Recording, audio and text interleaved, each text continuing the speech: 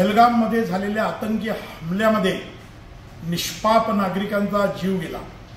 यानंतर संपूर्ण देशामध्येच नव्हे तर जगभरामध्ये याच्याप्रती दुःखही व्यक्त करण्यात आलं आणि संताप देखील व्यक्त करण्यात आला। या संतापाच्या भरामध्ये सोशल मीडियावरती मोठ्या प्रमाणावरती लोकांनी क्लिप्स व्हायरल केल्या, आपापलं म्हणणं मांडलं आणि त्याच्यामध्ये प्रामुख्याने असं होतं की काश्मीरला आता जाऊ नका पर्यटनाला, त्याशिवाय तिथली लोक सुधारणार नाहीत, त्याशिवाय तिथल्या अतिरेकी कारवाया सुधारणार नाहीत, त्याशिवाय त्या लोकांना धडा शिकवला जाणार नाही।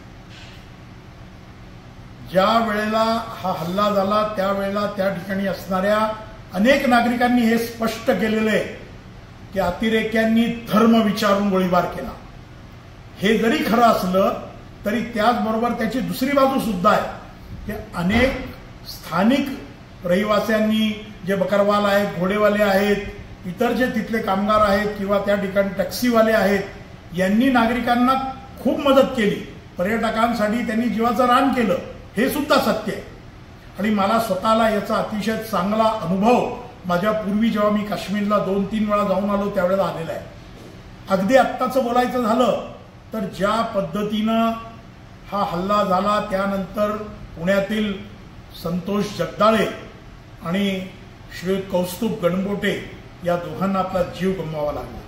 या दोघांच्याही कुटुंबियांनी अत्यंत धीरोदात्तपणे या परिस्थितीचा सामना केला आणि विशेषतः जगदाळेंची कन्या आसावरी, हिचं कौतुक करावं तेवढं थोडं आहे, कारण आसावरीनं त्या ठिकाणच्या परिस्थितीमध्ये त्याच्यावर मात करून वडिलांच्या सोबत राहून वडिलांचा मृतदेह पुढे आणण्यापर्यंत सर्व सोपस्कर पार पाडलं, अंत्यविधी सुद्धा केल्या।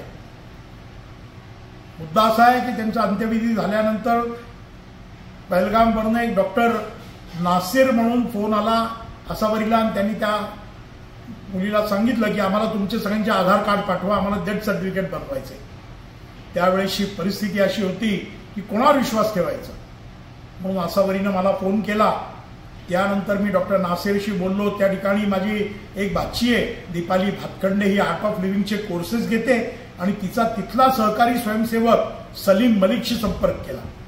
सलीमनं मला कळवलं की डॉक्टर नासिर हे अधिकृत आहेत आणि ते त्या ठिकाणी जे सगळे मेडिकल ऑफिसर्स आहेत त्यांच्या हाताखाली काम करतात आणि इज अ गुड पर्सन। त्यानंतर मी गणबोटे आणि जगदाळे कुटुंबाचे आधार कार्ड त्यांना जे जे हवे होते ते सर्व तिथं पाठवले आणि मग त्यांनी डेथ सर्टिफिकेट बनवून आम्हाला तो उठा या ठिकाणी पाठवला।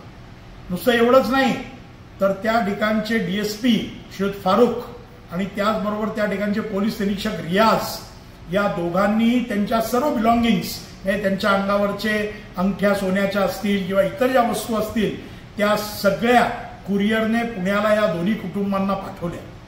मी जेव्हा त्यांना फोन केला की या दोन्ही कुटुंबांच्या 2 वस्तू गहाळ आहेत, एक म्हणजे कौस्तुभ गणबोटे यांच्या हातातला कडा आणि दुसरं म्हणजे आसावरी जगदाळेच्या वडिलांचा चष्मा।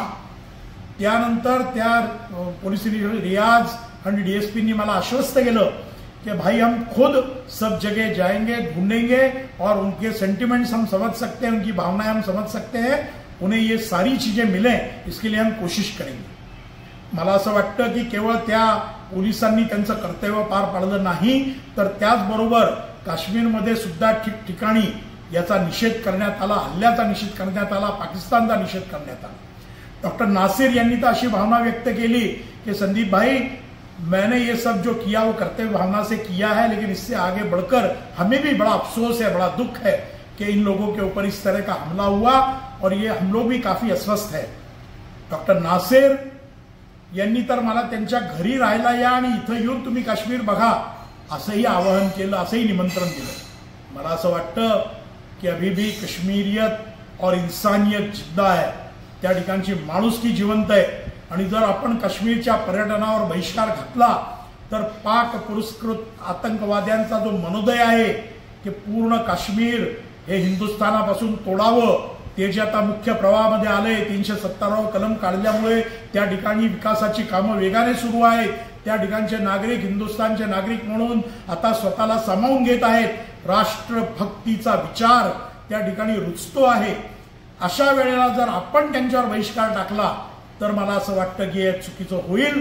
आता गरज अशी आहे की काश्मीरमध्ये जे चांगले देशभक्त नागरिक आहेत त्यांच्या पाठीशी उभं राहावं आणि जे काही मुठभर आतंक्यांना किंवा पाकड्यांना समर्थन करणारी आहेत त्यांचा बंदोबस्त करायला आपलं सैन्य दल, आपलं सरकार हे सक्षम आहे. मी पुन्हा एकदा या आपल्या निमित्तानं आपल्या सर्वांच्या माध्यमातून डॉक्टर नासिर आणि त्यांची टीम, डीएसपी फारूक, पोलीस निरीक्षक रियाज, सलीम मलिक आणि त्या ठिकाणच्या सर्व देशभक्त नागरिकांच्या प्रती आभार व्यक्त करेन, कृतज्ञता व्यक्त करेन आणि पुन्हा एकदा काश्मीरचं नंदनवन हे हिंदुस्थानी आणि नव्हे तर जगभरातल्या पर्यटकांनी गजबजून जाईल असा मला विश्वास आहे.